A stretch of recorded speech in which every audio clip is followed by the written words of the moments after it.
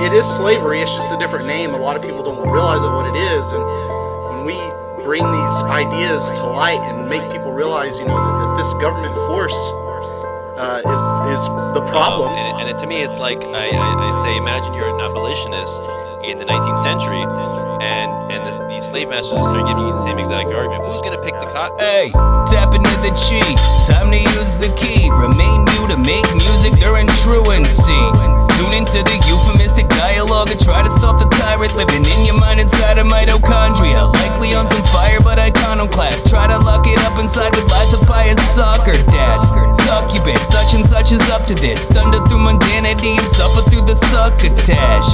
Done with it, inundate the upper class. Motherfuckers up to something troubling the dungeon master. Dumb and Dunce's hat. Hundreds of them must have laughed. Probably couldn't stomach why the commoners are down with that. Clown stance, don't fucking sleep on it. Even if it doesn't seem as meaningful, be preaching it. Get yourself a piece of leaf or parchment for the reasons is your feelings are recorded and uploaded on these frequencies. Menial, recently reading into the thesis here. Mirroring the people who completely fail to see it though. Seeing is believing, yes, the reason is appealing most. Reading enemies is just enables you to see it too. Menial, recently reading into the thesis here. Mirroring the people who completely fail to see it though. Seeing is believing, yes, the reason is appealing most. Reading enemies is just enables you to see it too. Pikachu, leaking through the TV tube. We received the recently misleading Nietzsche sequence, dude. That's the difference between coercion and persuasion. Perfectly purveying these cures for the layman. Seeds of liberty. Read the show's description, please. Fervently complete the course, report him to the infantry. Finish him, limit break essentially. Instigates contempt among the lemmings on the precipice. Scissor kick recidivists, they won't go gently. Never mimic idiots, oppose those centuries. Stove flows impressing, those codependent. Locus, that's the closest that the rope-a-dope lower defenses. Yeah, deconstruct the fallacy. Seasonal production means it seems to spawn a tragedy. Peep the action please, a fraction of the allegory. Corollary cadences complaining on a sadder story. Menial, recently reading into the thesis here. Mirroring the people who completely fail to see it though. Seeing is believing, yes, the reason is appealing most. Reading enemies is just enables you to see it too. Menial, recently reading into the thesis here. Mirroring the people who completely fail to see it though. Seeing is believing, yes, the reason is appealing most. Reading enemies is just enables you to see it too. See what we could do, meticulously leak a tune. Leaping over people who retreat into the evening news. Maybe we could speak the truth, complete without the euphemism. You could get offended about the message, still a stupid system. This could infuriate the oligarchs. Carbon copy caterwaulers, happy when the martyrs march. Arbitrary, hawking all the sophistry. Partially monotonous and partial to the artistry. Concocted common sense argument, possibly parsing through the logs to find the error in his cognizance. Mitigate the monarchy till he is a minarchist. A simple step from there into a nihilist indifference. I'd rather keep it on some anarchistic honesty, shouting self-ownership and contradict the parliaments. Fuck a Congress's compartment, try to keep the hold. Banishing the vampire with Bankai like he's Ichigo. Menial, recently reading into the thesis here. Mirroring the people who completely fail to see it though. Seeing is believing, yes, the reason is appealing most. Reading enemies is just enables you to see it too. Menial, recently reading into the thesis here. Mirroring the people who completely fail to see it though. Seeing is believing, yes, the reason is appealing most. Reading enemies is just enables you to see it too. Now that you put it that way, I have the answer to that question. It's projection. That's what it is. It's not a cop-out to call us utopians. They're actually projecting their own self-hatred onto us.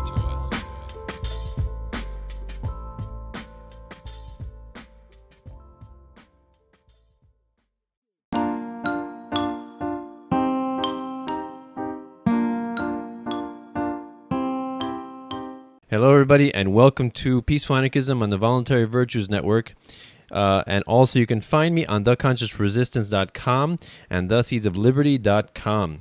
So today I have a duo interview with Paqui Romero, Escobar, and Emil Freeting coming in from Spain. They are voluntarists, anarchists, agorists, illustrators. And you can find her work at Paqui Romero 2004.wix, that's wix.com/Paqui Romero. And so we're going to be talking a little bit about her portraits, She makes beautiful portraits with coal and and pencil and things like that. And I assume you also paint. And then we're gonna talk a little bit about their agorist lifestyle and how that's going, and basically what they hope to achieve with their portraits. Because so far she's made some great ones of Larkin Rose, Stefan Molyneux, Tom Woods. And Lysander Spooner, the greats. So I really appreciate that. So thanks a lot, guys, for coming on the show. Thank you. Thanks for having us. Yeah. I saw your portraits. I guess it was a few months back on one page, and I'm like, wow, that's awesome. I never, never saw that. I mean, I love it when voluntarists and anarchists are using their specific talents and abilities to promote the message of freedom and liberty. And it's like the way I look at it, it's like death by 1,000 cuts. That's how we defeat or let's say get people to understand the fallacious idea of statism, why it's basically a flawed idea, the belief in authority. And you got to attack it at all angles, right? So some people do rapping, some people write books, some people write blog posts, write articles, and you guys are doing your portraits. So it's really, really amazing. So before we get into that, let's talk a little bit about your history and how you guys became voluntarists and anarchists. So I guess maybe Paqui, can you go first? Okay, it's basically I've just known recently that I am so basically I've always been kind of tried to find my way, but he told me that I am those things. So it's all your fault, Emil. Sorry? No, it's all Emil's fault. Yes, in a way. Like I just follow my instinct and my common sense, and it happens to be that. So he's more into reading and belonging to the groups and networking. Yeah. And I've just been on my own, and it happens to be the same, because it has to be like, if it's the way, you will always find other people that are doing the same. Mm-hmm. Yeah. Just to say one thing before you tell me, Emil, that kind of reminds me of the idea that everybody is fundamentally anarchist, in that we don't need laws to tell us what to do in life, to tell us what job to to go to, or what profession to choose, or how many kids to have, who to marry, what to have for breakfast, what time to wake up. We all do that based on you got me. Just the understanding of you make your own decisions and you have free will, right? And you don't need a ruler to tell you what to do, right? And so basically, everyone's an anarchist, but they cringe at that word. It's kind of strange. Mm-hmm. Yeah. One of you touched on the point there. I often make a point about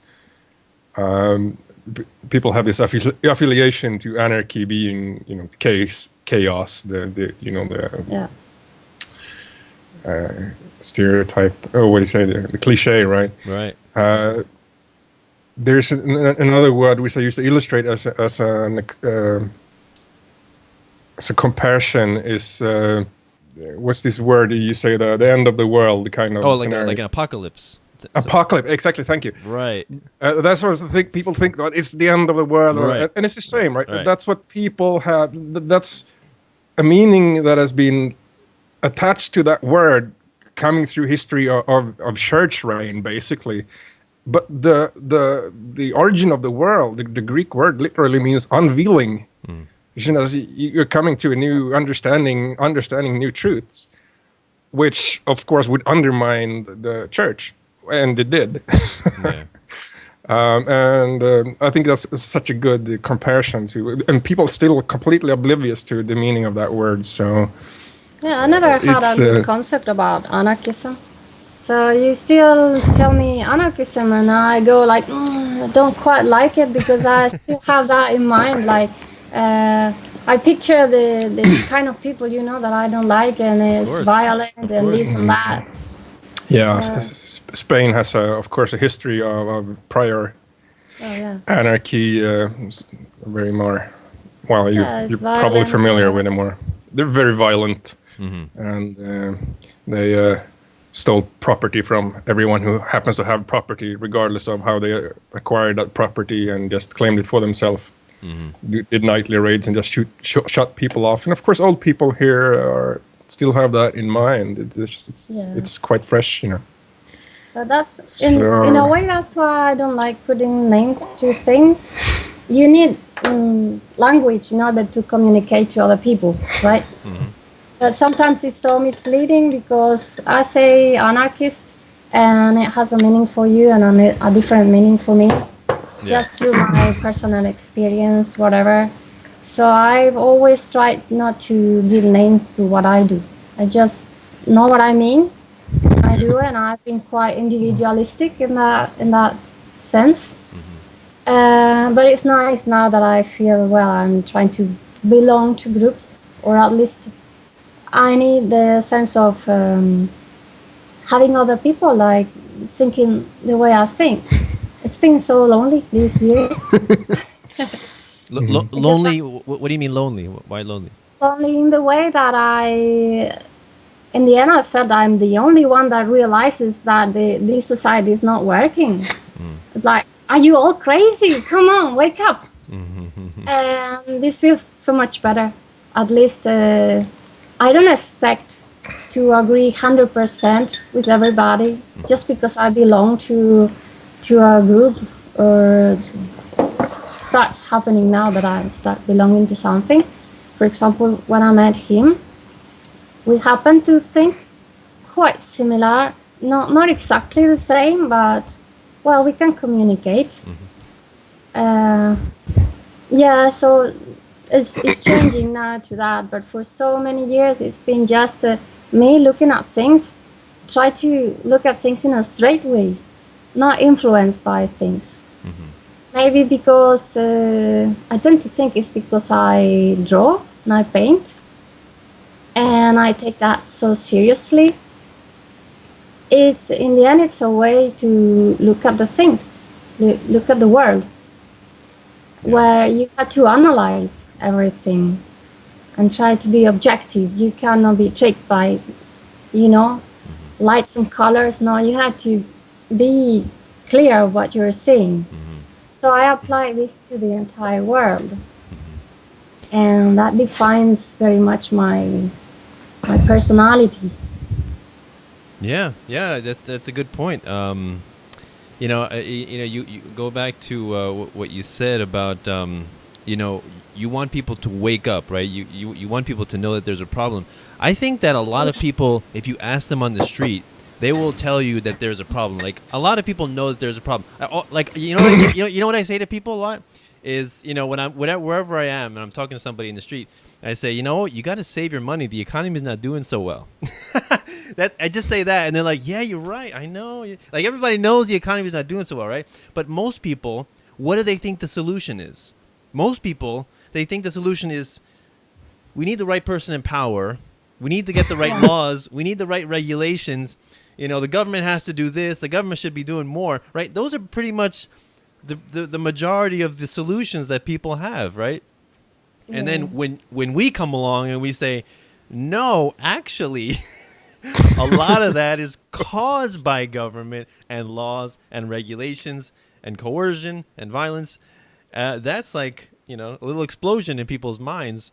And so I think people understand there's a problem. They're just confused as to what the solution is. And they basically think more violence, more control is the solution. But, that never works, right? Because the human spirit is resilient, is, brilliant and creative. Creative people, I think naturally repel coercion and regulations and force, because you can't force somebody to be creative, right? That never happens.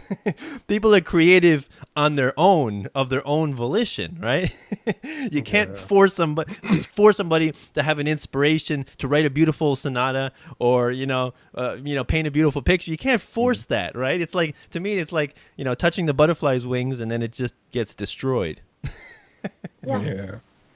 Right? No, some things don't happen because you ask them to happen. It's just I don't know, the way it is. Yeah, and I think you can imagine here in Spain with the history here, well, you had the Franco dictatorship, fascist regime, and old people here really say that from after that it went downhill. It's like everything turned to garbage here. When was that? When was that? The Franco after it became a democracy after Franco died. When was that? I'm not familiar with Spain history. 74, something like that. Around that time, there was a transition mid-70s, period. yeah. So it happened gradually over a few decades. But basically, yeah, sure, it was a fascist regime, but most people had more peace of mind in the sense that they were pretty safe. They could sleep with their doors unlocked. They could sleep on the lawn in the park without getting hassled. It wasn't garbage, a thick layer of garbage in every fucking side of the road everywhere. It's so much.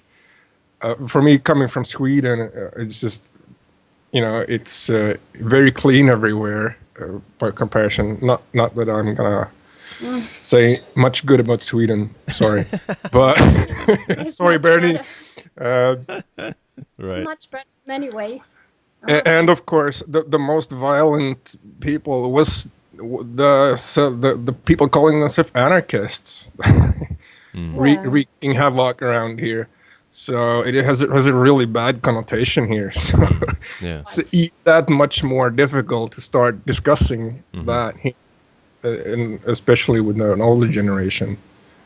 Yeah, and I think that's the idea that that the word anarchist is so tainted is because I think that's a testament to the power of government schools, right? Indoctrination, and basically it's like one of my favorite quotes about government school is it's an advertising agency to make you believe that the status quo needs to be kept as it is.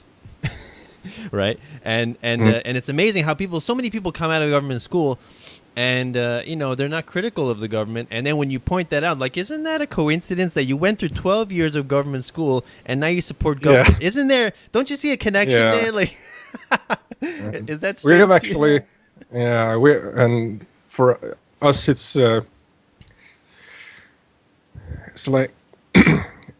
In Sweden and Spain, I think it's the two countries in Europe where you are not allowed to homeschool at all. Oh, really? If you can run a kind of private-ish school, but is very, very hardly, very, very strictly dictated by government what you're allowed to teach and not, etc. So, yeah, there's... It's like, if we're going to have children, we're going to move somewhere else. It's not going to be Spain or Sweden, right? Right. So very familiar with that. Actually, when we met the first time, it was like a social gathering every Tuesday night for a language exchange in a kind of alternative cool place here in town. And she's teaching English classes as well. I did as well for a little while here, but we started talking, and first was, government is a religion and school sucks, and that was kind of it. Right? Maybe we should go out. She's a keeper. Yeah, exactly. So it's clear. I mean, everybody should see that. I also blame mass media, though. Yeah. And this brainwash. I don't know which one goes first, but mass media, I've been fighting that so much. And television maybe is the main. Yeah. And together with education, and you only have to think about that for a little while to realize that if you were in the power, you wouldn't miss the chance to control the mass media. Right. You have to. I mean, it's common sense. Right. Would you miss that opportunity to manipulate the whole country if you were in the power, and you just have that, and you will just respect the regulations and laws and leave it alone? Right. Of course not. I think that's the power of the internet as well. is to decentralize information. Right before the internet, you get your information from mainstream news stations. I guess you can get magazines and pamphlets and things, but very, very limited. And now, everybody has a voice right through YouTube. Everybody, anybody can make a podcast like me. Say anybody. I'm just anybody. Yeah. I'm just a guy with 2 kids. I'm a homeschooling father, and I decided, let me make a YouTube channel and a podcast and interview some awesome people, and spread the ideas of voluntarism and liberty. And it's beautiful, and anybody can do that. And that's how. That's how different perspectives get out there, so people can think a little bit differently rather than CBS, NBC. Yes, this is definitely a revolution. I think internet they will try to control it, and I'm sure they're controlling, or they're finding ways to control and get into internet, and he knows more about that than me. Yeah. But it's definitely our chance to be ourselves and at least do more. It's like giving us wings, and we should use it more. But if our minds are still trapped in that cage, like thinking in the box, still having internet, most people are just using it for playing games and just posting selfies, and so there's so much work to do. Still so much work to do. And we cannot wake up. You can wake up more people, but I gave up on trying to talk to everybody and saying, "Come on, don't you see?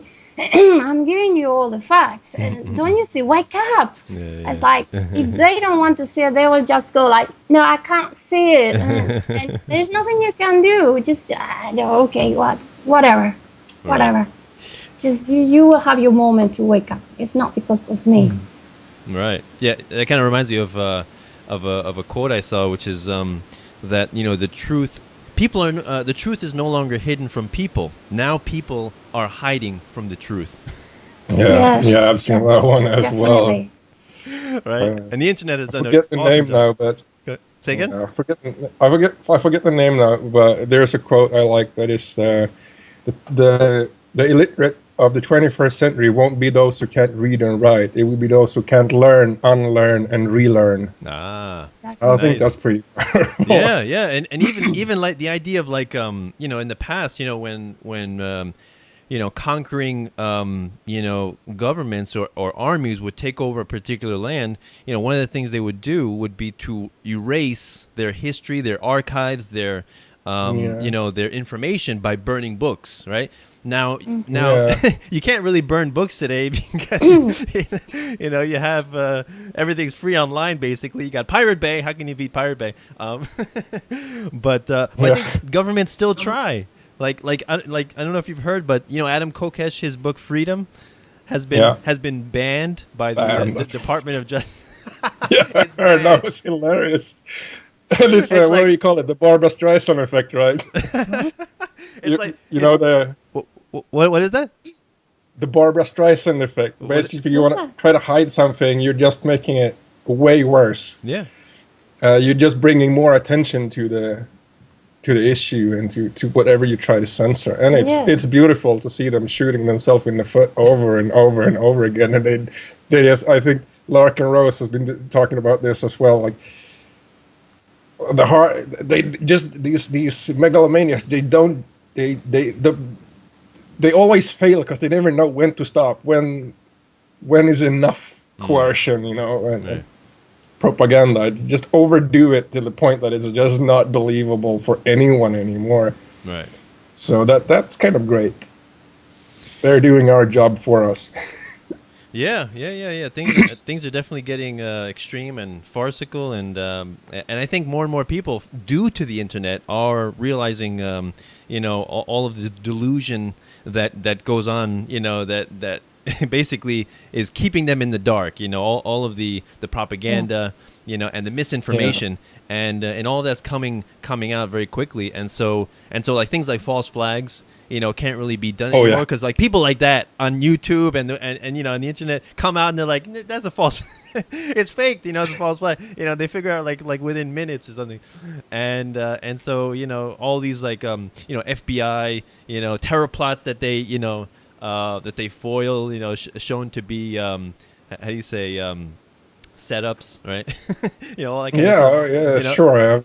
So I think the internet is doing the best job at destroying the idea of statism, the belief in authority, right? Because why do you need to believe in a ruler that can so-called protect you from foreign people when you can go on the internet and like this chat with people from other countries that you're taught to hate, especially people in the Middle East, let's say. And it destroys borders, right? Yeah.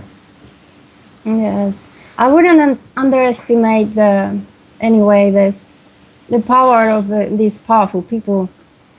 I'm sure they will find ways to bring us down. I don't know, maybe through economical point of view. Mm-hmm.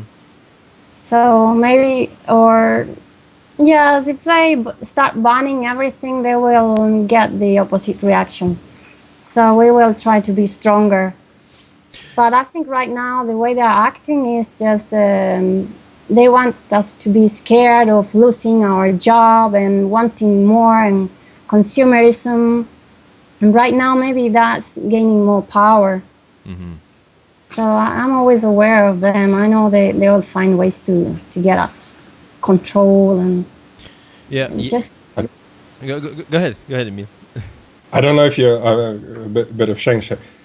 I don't know if you're aware over in America, but quite recently, was it about 2 years ago, they implemented what is commonly referred to as a gag law here in Spain. That it's basically illegal to criticize government or any government institution, police or etc. In Spain? Yeah, Really? we had the case this summer where a tourist that was wearing an ACAB T-shirt in a bar and got arrested and fined 600 euros. Really? Like, Yes, I knew about the new law, but not about that case. Yes, we're starting to have now this censorship again. Can't believe it. Yeah, you're not allowed to protest in front of government buildings. And it's like period, not with a permit, or it's just period. You're not allowed. You're gonna get a fine of like 6,000 euros or a like. That reminds me of the Voltaire quote. To find out who controls you, find out who you can't criticize. Yeah, exactly. And I think about this law every time I see that quote.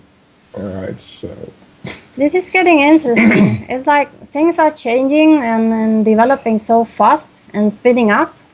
And I'm always aware that this is a unique moment in human history. It's never been like this, ever. Yeah. Mm-hmm. And it's so interesting. I don't know if I'm excited about being in this time and not any other.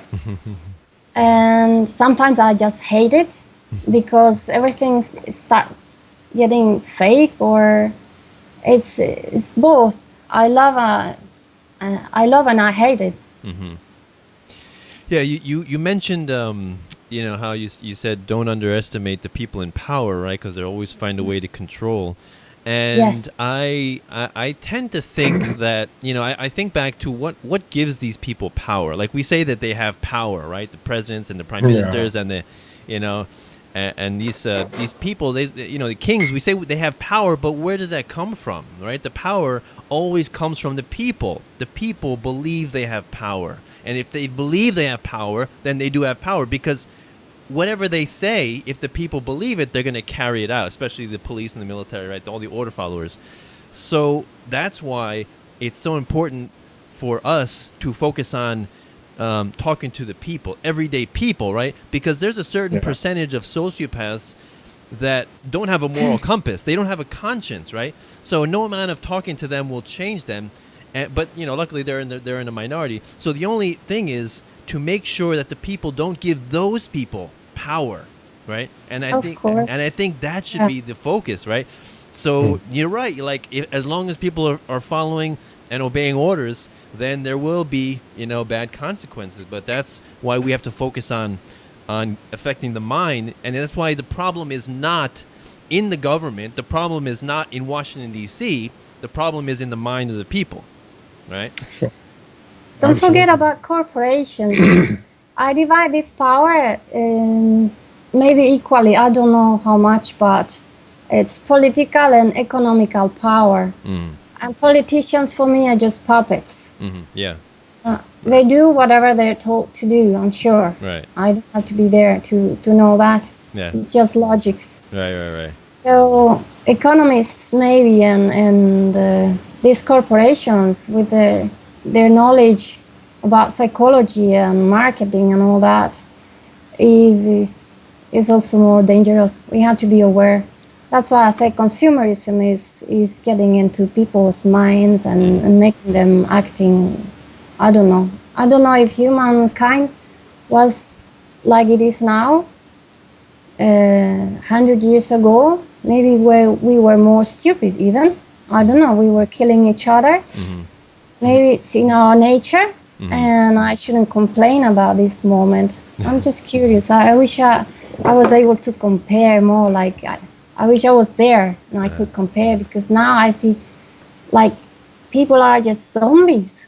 Say, I cannot talk to you. Stop watching TV. Stop looking at your mobile phone. You just look at me. Look at my eyes. It's like they're somewhere else. They lost. And maybe we've always been like this. I don't know. It's a mystery I would like to resolve. Yeah, that reminds me of a meme where you see a picture of a bus in 1950, and everybody is watching, looking at their newspaper, right? They're not talking to each other. They're looking at their newspaper, and then it says, "Yes, technology is the problem." so basically, saying, yeah, maybe. People. I guess some people are antisocial. Like I don't know if it's the phones. The fact that we have cell phones that's a problem. Maybe people have always been like this. Yeah, it's exactly what I think is going to save us. It's the only positive thing about this time. Right. Yeah. Of history. Maybe, I don't know. Maybe it's got some negative points, of course. Maybe it's nothing black or white. Yeah. It's got something, but even if we look at contamination and plastic everywhere, at least in Spain, is full of litter. But the person who invented that or developed that of making cars and plastic bags, it's not their fault, but our way of thinking, policies. It's mostly consumerism, like this planned obsolescence that we have to buy and waste so many times. So it's planned obsolescence, basically, the problem. So if you rethink all the technical things we have right now, I think we can come up with a better way to use all the knowledge and development we have right now to be redirected in a better way. Just changing policy and changing people's minds, the way we're using things. So knowledge is never bad. Yeah. Technical things and what you said, technology can never be bad because it's knowledge, and knowledge is always good. It's always welcome. I would never say, but the way we do things, the way we deal with that thing, maybe is not the best. Then we have to find better ways, and I can tell you it's not the best because I know the policies are terrible. Yeah. The economical point of view is spoiling everything else. It's going to ruin the whole thing just because of that, because of the market, not because of the technology. That's my point of view, anyway. What do you say? What do you say that, Emil? Yeah, I was thinking on that note. This is a point I often make. The typical statist, anti-capitalist rant about capitalism being predatory and exploitative and whatnot. Well, people get that idea from corporatism, right? Which we will always have to tell people that that's not really capitalism at all. When we have the case is that corporations are created by governments and by law to be sociopathic creatures, so to speak. I mean, they're by law required to make more money each year for their shareholders, no consideration for employees or customers or nothing like that, not even other laws. It's like you can break the laws as long as the fines are lesser than the profit, and you just have no other regards, right? And that's not how a sound business operates. That's not how, you know, a free market would reject that immediately if they had to compete on fair terms with other businesses. So and of course that's what drives a lot of this. As we it's been a bit of an awakening here. I think here, at least here regionally, I heard a lot of people talking about this, about planned obsolescence, especially just to force behaviors. You know, I mean, I don't know how much you have studied the subject, but electronics that are basically de facto created to break down 2 days after the warranty ends. And you have ships that are made to self-destruct or just stop functioning when you have reached a number of printouts from your inkjet, etc. And there's a lot of interesting stuff now happening. I kind of come from a hacker culture, right? I tend to. The beautiful thing with hackers and programmers especially is that they have this mind of thinking of systems and this kind of data processing mindset that there are only true or false arguments in programming, right? So that they're very easy to they often, it's a very anarchistic environment, right? Yeah. But and in later days with a lot of open source hardware and stuff that we were making now tools for reverse engineering stuff. So you're really taking stuff apart and really showing the code that says, okay, after 20,000 copies, die. You know, there's other examples of this kind of stuff happening. And it began even, you know, back in the days with VCRs. So it's not a very new thing. It's been going on since the 80s, but it's been turning into a very systematic, profitable thing that almost every, especially the electronics industry, does. So yeah, it's like for sure making things functional. This community is focused on making things functional for users, and versus other products that come from a big business, a corporation, whatever, mass produced. It's not focused on serving users, but is just focused on giving money to the corporation or whatever. So it's not good for us people, but for rich people to make them richer. It's not making sense. Is everything getting worse? And it looks like it's a good thing. I don't know. People are happy to say, oh, it doesn't matter. Get a new mobile phone every now and then, every year, or even less. And I say, well, it's good. Yes, we support the development of the product by buying. But there's something wrong in that. Like, I just wanted something that is designed properly to last. So you're the designer. You want to do the best. You don't want to design something that is lacking of something so that people are waiting for you to come next year with something better. No, you try to give it all. That's why I tried different jobs along my life. And in the end, I said, okay, I'm going to do this because it's what I do best. So it's going to come from the bottom of my heart, whatever it is. There might be people better than me. But I just try to step out of these policies and businesses and and competition and all that. It just stinks. I don't like it. I try to do things my own way. Maybe I won't be so successful. Maybe I will, because it's genuine. Yeah. Hopefully. But at least if I don't succeed because I'm not so good at sales, and I'm not going to use tools that I know they're very useful and they're there for me to use them, like strategies and, especially in terms of marketing or sales, all this stuff.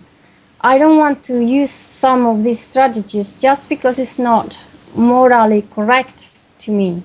Yeah, I should point out that you have a bit of a background in marketing and yes, I studied and tourism, like a business course in the University of Brighton in the UK, and maybe there I learned most about what I don't want to do.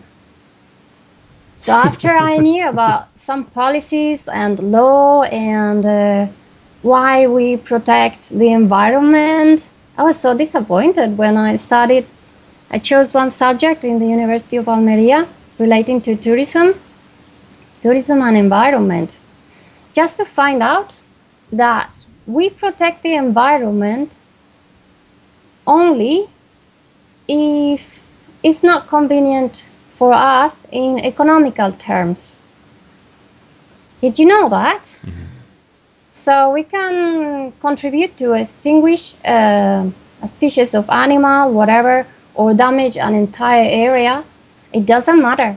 I mean, we don't care. We only care if it's bad for our economy. I was so disappointed. I couldn't keep on going that way. And I knew more things. I knew more, like in the marketing subject, you learn to manipulate people to buy something that they don't need. Okay, that's enough for me not to want to keep on going with that. And then a few other details, and I said, no, I had to find my own way. And that's why I'm struggling with this. Sometimes it's not easy. Yeah. But I need to find more people that think like me, and as much as I can, step out of that way of thinking. Right. I think it's necessary. I think most people won't realize I know it. Maybe just if they struggle, if the whole system collapses, and then we are out because we are out, because there's nothing we can keep on. They won't have jobs anymore, or shops, or whatever. Okay, it's over. They will be forced out, but they won't do it voluntarily, just because they feel safe. They have the instinct to follow and be safe. I compare with animals. We've been just animals for millions of years, and we will keep acting like that. So if you observe animals, you will understand very much why people act this way. And it's very risky thinking for yourself. People don't want to do that. Right. Yeah. No, I was just gonna say. So going back to what you were saying about the corporations.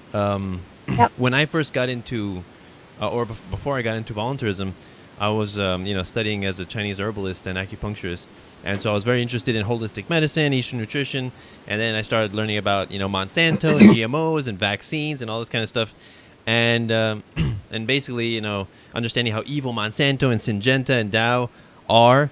And so, of course, a lot of the websites that I used to read were saying, this country banned GMOs, this country banned GMOs, we should ban GMOs. Why haven't we banned GMOs, right?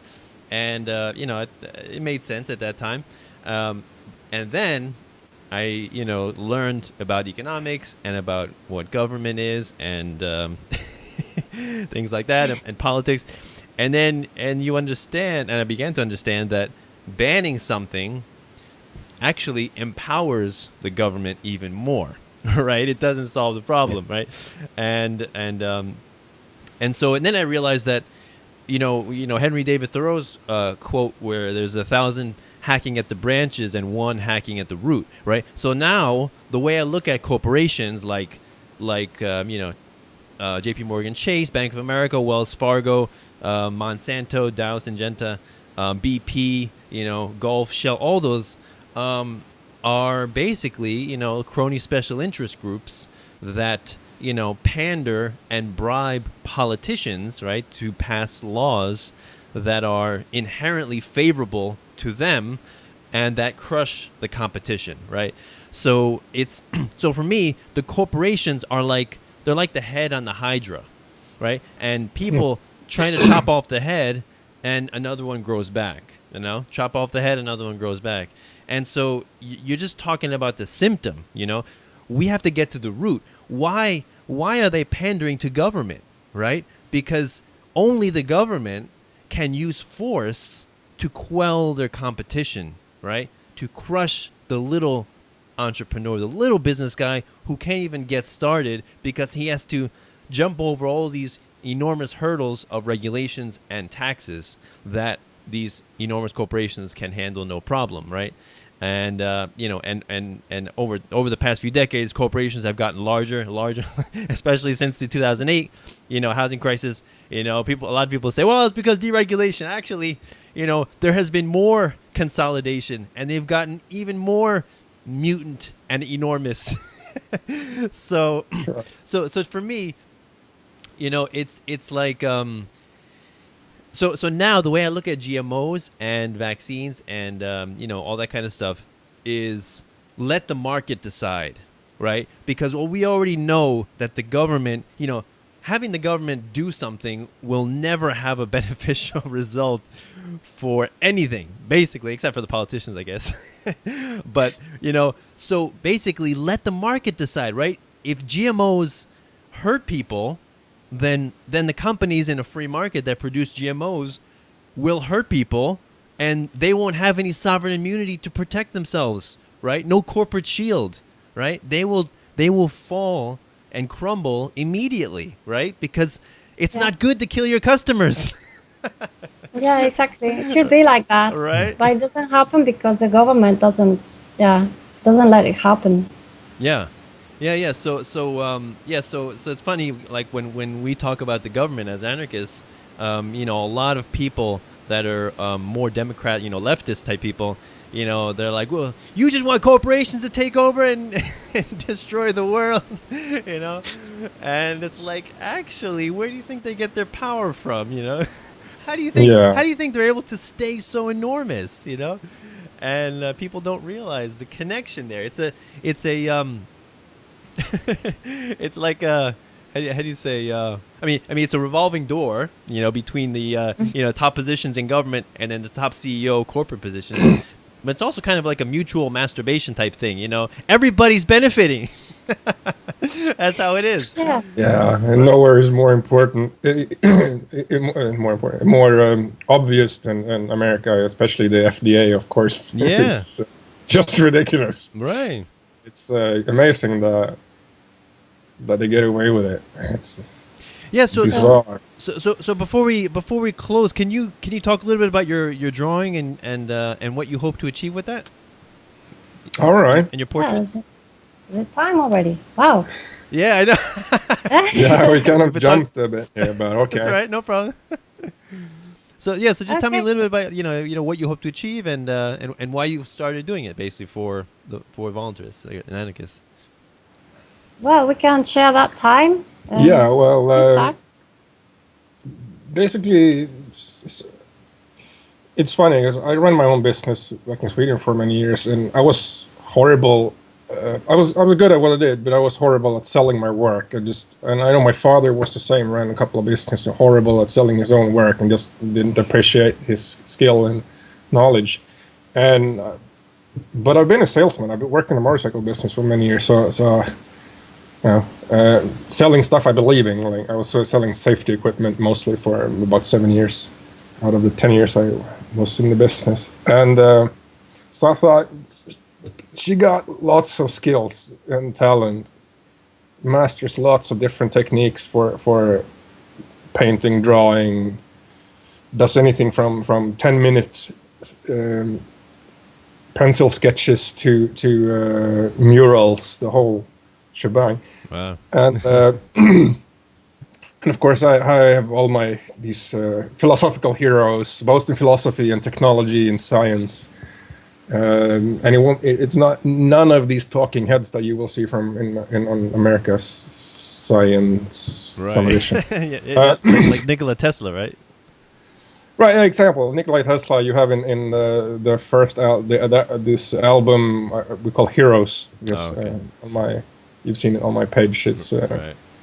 These portraits. Right? So I figured, well, I think I can sell her work, right? I'll have a bit of a.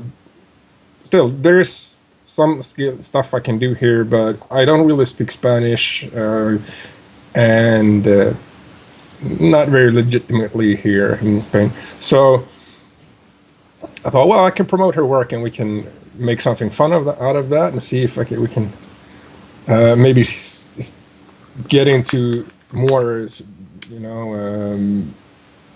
intentional agorism, starting using bitcoins and whatnot. So we came up with this just a list of names of philosophical heroes and otherwise. And she was starting to drawing that, and we got a pretty good response. So hopefully we can expand on this, and it's like one of the goals is also to find something we can do anywhere in the world.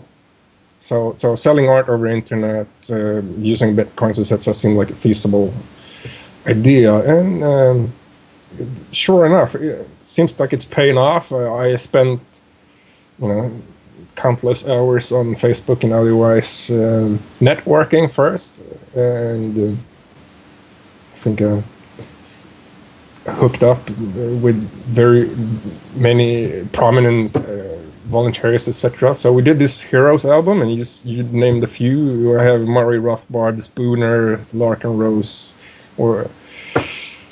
and more to come. There's a long list. There's probably 50 names, out of which we've done 11, 12 so far. Wow.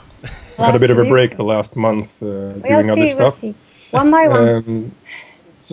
But hopefully we want to move on to find somewhere. Maybe there's a lot of new groups forming to set up, intentional communities. From you have in New Hampshire, of course. You have now in Mexico the Anarchapulco. There seems to be something going on there. Yeah, I've seen groups wanting to go to Somaliland in Somalia, the more stable regions there. Really? I didn't know that. Yeah, I've seen some of you guys been in that group from Seeds of Liberty podcast as well. I don't know if you've been to these. Anyway, yeah, there's some, all over the place. So we'll see. We're researching a bit about different countries where we would like to find our dream spot in the future. So this is on the way. And hopefully, I'd like to set up something like a kind of hacker maker resort type of thing that people can come and work on especially technical stuff. I'm very much since the last decade at least active in promoting open source software and hardware, and been involved in various, especially the hardware projects, because I'm a background as an electromechanic and mechanic. Done some electronic stuff. So yeah, we hope this spread. We've got pretty good feedback so far. We've been taking some requests, and among others, you saw we pushed up Tom Woods. He wasn't exactly on top of the list, on my list, but he was there. Someone asked about, can you do Tom Woods? So, all right, we'll do Tom Woods. And he saw it and posted it up on his Facebook page and whatnot. We got really good feedback from that. Nice. Just the other day, we made this, was it yesterday or 2 days ago? We made the portrait of you, the three guys from you and Dave and Jeremy, right? Yeah. From Seeds of Liberty podcast. Very good response from that. Got some other requests. You recently had on Christopher Chase Rachels, right? The author of Spontaneous Order. So right. he recently contacted us and wanted to portrait with a book cover of the logo, the name of the book. Cool. I was going to exchange some promotion there. Cool. There's a guy named Michael Wiswell, isn't it? That recently Paqui started to draw some stuff for. He's got some idea of a voluntarist cartoon. There's another project. With we have some. I don't know if it's. Will be You can difficult see. to see. We have A little bit. Yeah. various sketches. Right. She's doing. Yes, It's based on Alice in Wonderland, so Ah, okay. Wow, it's hard to she's see. no, yeah, maybe Yeah. this one is more. No, that's bad. Right. Yeah. I see it. Yeah. Oh, it's whatever. Okay. Very nice. So- Very nice. So Yeah, that's yeah. a project, and it seems like The Yeah, he idea was- is getting involved in more projects like these, and based on our skills, or my skills of drawing and his skills, he will be like PR and technical whatever support. And I also want to encourage people not to have this as a hobby, is not having a regular job and then being idealistic in your spare time. It's you have to be a full-time you, whatever you are, and believe in yourself a little bit more, and dare to step out of this life, like conventional life, and be a full-time, real, genuine person. Although it's very risky, but hopefully, if we all are brave enough, we can make a small community and support each other, and then be able to live like it shouldn't be hard. I mean, this is a developed world, and we have a lot of technical development, and it should be easy to get along with. Just make a life, doing what we want, what we like. And using our skills and what we want to do. Not so much saying, oh, I have to do this just because I have to make some money for my children, and I hate it, but that's what it takes. No. Try to change your mind, and that's what we're trying to do. It's not easy, but that's what we try to achieve. Just live from it and live the lifestyle that we think we should. That is not exactly the conventional life. It's very normal, but not based on the government and on the support of the government, and it's all the things we've been speaking about. Yeah, it's awesome. You guys are living. You're being the example of how of what an agorist lifestyle is, basically. You're living your principles. Well, we didn't speak about that, but we are trying to grow our own food here, and I want to have a sustainable house, so living off grid and all that stuff, like 100% being just relying on ourselves, and hopefully having a small community around us, because you cannot produce everything. I've tried, but it's very difficult. Yeah. So you cannot be everything. Right. You cannot be a carpenter, a baker, a mechanic. I've tried, but don't try. It's too hard. You need people around you. Right. Yes, and networking, and trust in yourself a little bit. Yeah. I support. I definitely support self-sufficiency. When people try to be living as off the grid as possible. But you're right. Like there's certain things that that's the beauty of capitalism for me, is the division of labor. Is we all do what we're most skilled in, and that's how you can contribute to the world, basically to your society, is by doing what you're most skilled in, and other people do what they're most skilled in, and by doing that, we can offer the lowest prices, and we basically make each other wealthier. We all gain as a result by offering our most cherished skills, right? Yeah, it should be like that. Yeah. yeah. It's like go ahead. I said I was. That's when I moved from Sweden, from one of these for several reasons, but one of which was the ability to have more freedoms to do things and be able to live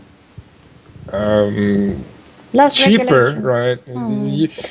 Building a house in Sweden, because it's so cold, is really bloody expensive. So just renting or down payment on a house is also very expensive.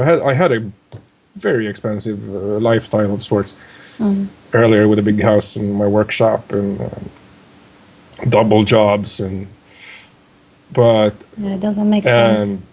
Very horrible social climate, if you ask me.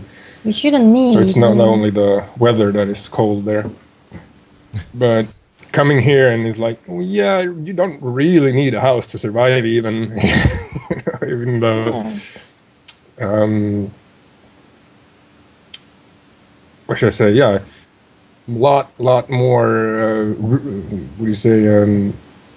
Accepted black market, so to speak. Here, the kind of unemployment numbers for Spain is at least half bogus, because most people just don't tell the government that they're working. It's not, We can't. They make us pay taxes. Yeah, in some cases, it's not economically feasible to tell the government you're working, because it's so bloody expensive, say, with businesses. And in Sweden, it's, that's almost impossible. The dependency on the state and the mentality about it is just horrid there. So I took the first step for me was Spain. So we'll see what the next step is, and we'll see what this leads us. And go ahead. What were you gonna say? No, I said, if you think about that, life shouldn't be complicated. Like, we used to live like hunting and harvesting, and life was very simple. If you look at the people living in the Amazons, most of their time is just free time, it's leisure. They have plenty of time, because after they eat, well, they have nothing to do and they just sit and chat or whatever. So what's wrong with us? Why do we work so hard, and why are we all stressed, and why we never have time to do what we want to do, and we still complain? What's wrong with us? We have more technical development. What's wrong with this world? So try to analyze what you're doing and why you do it. If you really want to do it, what you need, do you really need it? And try to lessen everything and make life simpler, and try to use the technical devices you have to help you, not to serve, to buy things. So you never have time. We already spoke about this so many times. Yeah. But really do it. Yeah. Like, why do you need 2 jobs? That means you have too many expenses. What's wrong? What you have to take the list and keep only 10% what you really need. Right. The rest can just go to hell. That's what we're trying to do here. Sometimes it's difficult. We struggle, but it's worth to try. I think we are getting things done. I go by bicycle everywhere, and almost everywhere. I keep the car, but I try to work with less things and just keep the basic and see what happens. If it doesn't work, it should work, because it's worked for millions of years. We've been living without so many things, and it worked, and we're still here. We're surviving. And so just trying to do that and get it right. And if it doesn't work, at least we tried. That's what I was going to say. As for our agorism, we really managed to reduce our costs. I think that's not only like getting to trade with other agorists, but for other people's, my advice would be, like, really work hard on figuring out where all your money goes first. Yeah. That's because inevitably you're gonna pay, what's it in America is a VAT, right? You're still paying in what is money. It?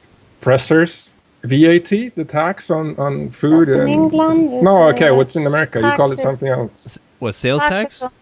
Yeah, sales tax. Sales yeah. tax. Okay. Oh yeah, I mean. So I mean, Yeah. talk about taxation, like more than 50%. You know, I mean, like I think like 40, for something like 40% goes just income tax, and then including every other tax is like, I don't know, 60% is gone. Yeah, sure. I mean, it's the same. Scandinavia is really horrid in It's that. the most, I think. Yeah. Yeah. Denmark, I think, is worse in the world, but Norway, Sweden, we're pretty close. And yeah, here we have an ability. I can grow food year round. That's a huge step up for coming from somewhere where the landscape is white half of the year, Yeah. Oh, really? and the sun is gone for half of the year. Here it's no such a day as a day without sun. It's no such a thing. Nice. Yeah. Well, it's quite rare. I just And, miss the rain. Yeah, I don't have to pay a fortune to heat the house. We just pick some branches from the pines outside that fall down and light up our stove for 20 minutes a day or Nice. something. That's Yeah. sufficient in a house Or with step almost no out. insulation. Yeah. So that's a big relief. Beautiful. Yeah, as you said, we're drastically reducing car use. Yes. Working brilliant, and Just analyze we're what getting you do. slimmer and sexier by the day. So.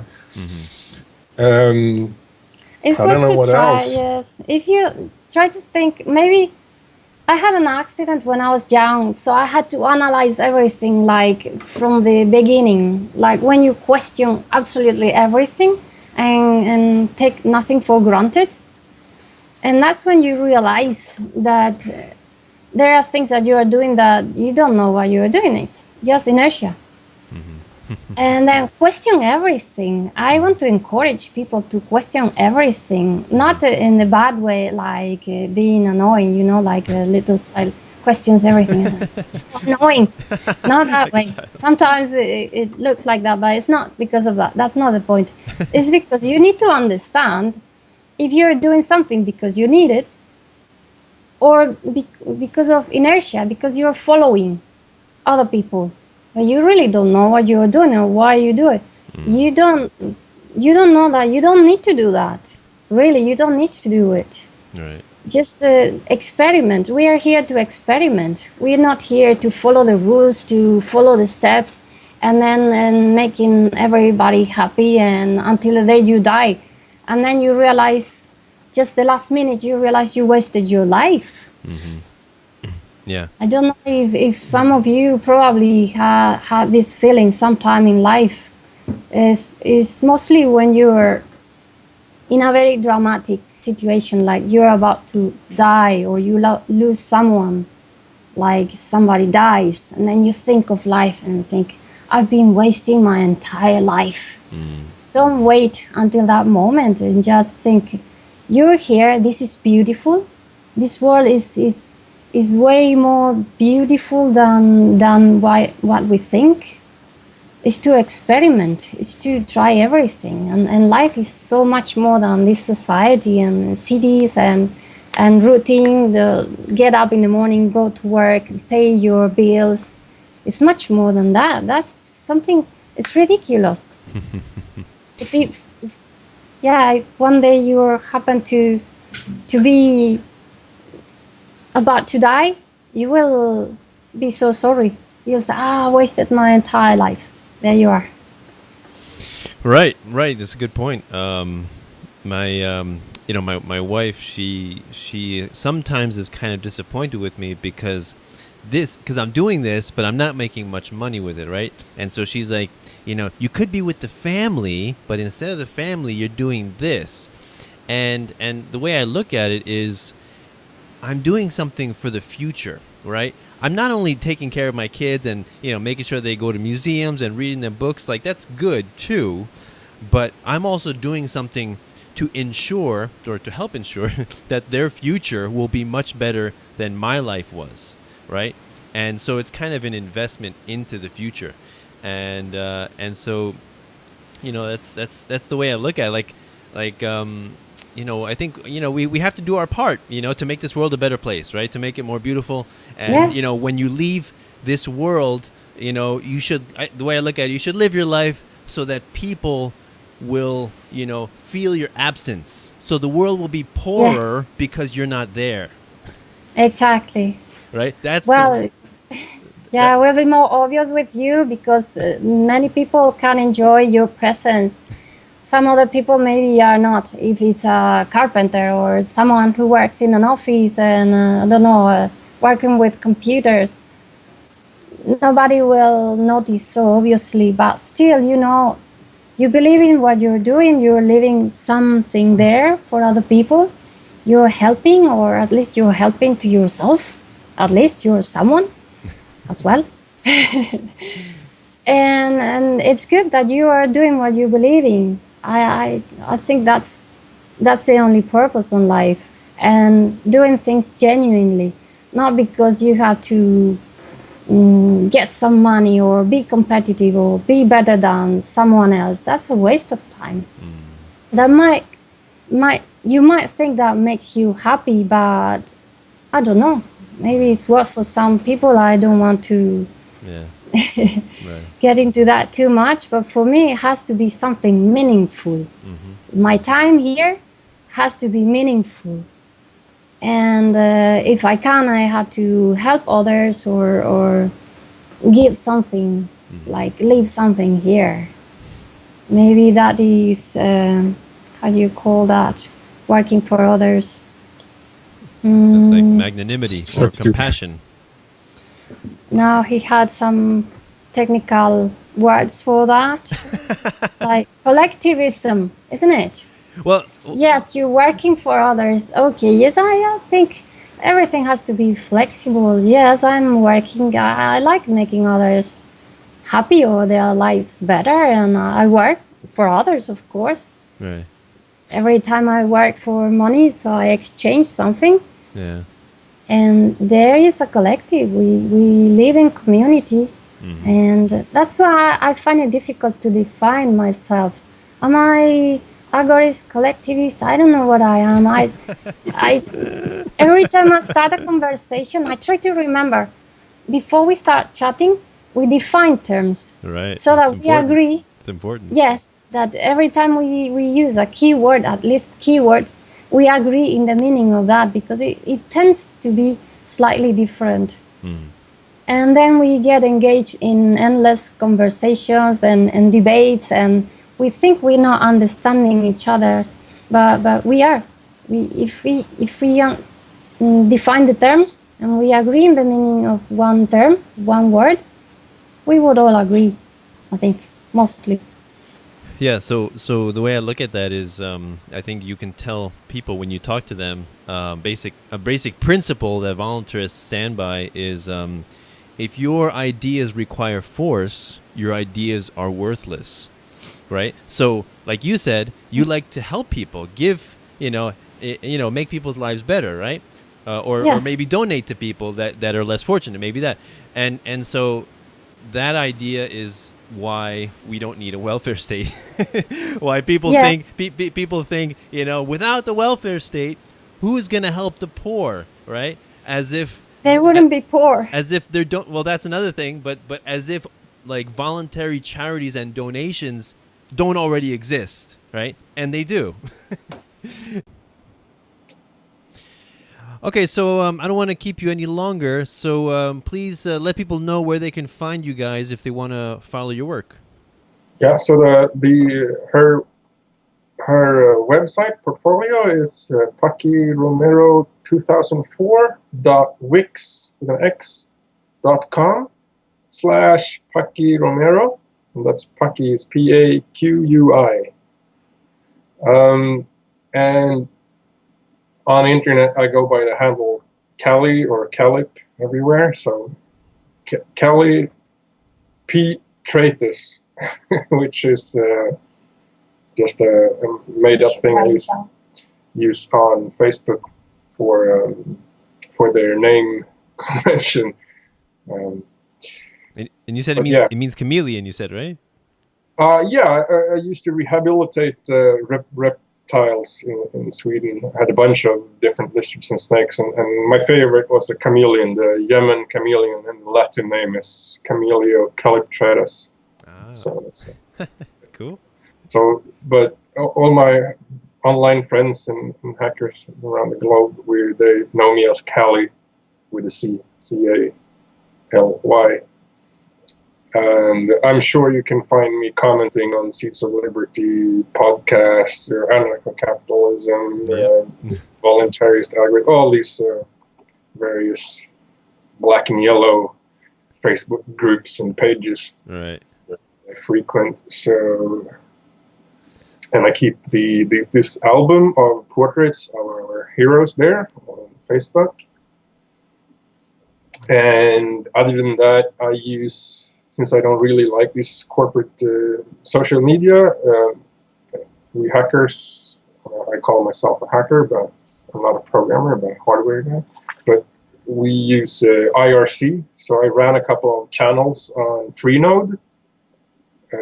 So it's double hash Voluntaryism, double hash Agorism, and double hash ANCAP is some of the channels I have there. Not much traffic yet. We have also hash permaculture for people that like growing their food, which I think is kind of the first thing you should do if you have the possibility as an agorist. So, and there I also go by Calip on Freenode IRC. All right. So hopefully I'll attract some IRC users. There's not many outside of geeks. But yeah. And Paqui, so you're under just Paqui Romero? Yes, I also have my Facebook. I had to set up one of those professional Facebooks. The pages. The page.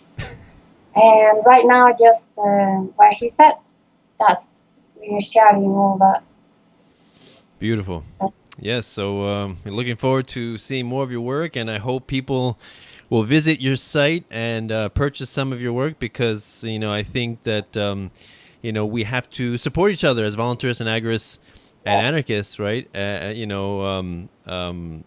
Support each other conceptually as well as monetarily, right? Because even though we hate currency, we all live in the monopoly on currency, central banking paradigm, and we need it to survive somewhat, on your way to being off grid. So in the meantime, say again. We keep using money, but we try to earn money. Yes, honestly, the way we want. Right. Not working for others, but doing what we like. Right. So you accept Euro and Bitcoin, right? Yes. Yeah. Preferably. Okay. Yeah. All right. That's the way to go, folks. All right. So I assume they can pay for it through your website, right? Pay for we don't have any information of that. We do it on personal. You should probably set up. You should probably have a conversation with us, and we'll arrange individually. Yeah, I recommend also PayPal. I think that's easier for online transactions. I do have a PayPal account. Okay. So you can pay for it. I discourage Can be both. from that. Yeah, So yeah. I push people to get into Bitcoin and pay in Bitcoin. Right. Yeah, there is that possibility, of course. I got both PayPal and a Visa, but right. don't support banks. Right, of course not. But awesome, great conversation, you two. Thank you very much. I really appreciate it. So looking forward to seeing more of your work in the near future. So if anybody wants to help out my show, you can do so through PayPal, Bitcoin, or Patreon. Actually, that's another way you guys should do. You should set up a Patreon account, patreon.com, for any kind of content creator. They have musicians, painters, whatever, YouTube channels, podcasters, or even like movie producers, or anybody making films or documentaries. It's a great way to raise capital for that. So my Patreon is patreon.com/peaceful anarchism. To help me out, and you can do a one-time donation, or you can do a monthly donation, like $1 a month, $5, $3, $5, whatever you feel the value of this content is to your life.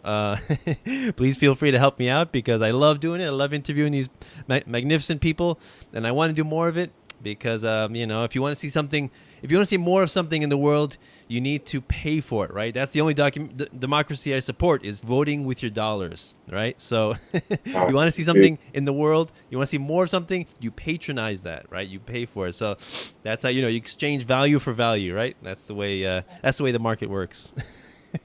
and That's right, yeah. Yes, and the same thing with these guys. So thank you very much, everyone. So this is Peaceful Anarchism on the Voluntary Virtues Network, and theseedsofliberty.com and theconsciousresistance.com. Wishing everyone have a wonderful day. Take care. Bye. Bye.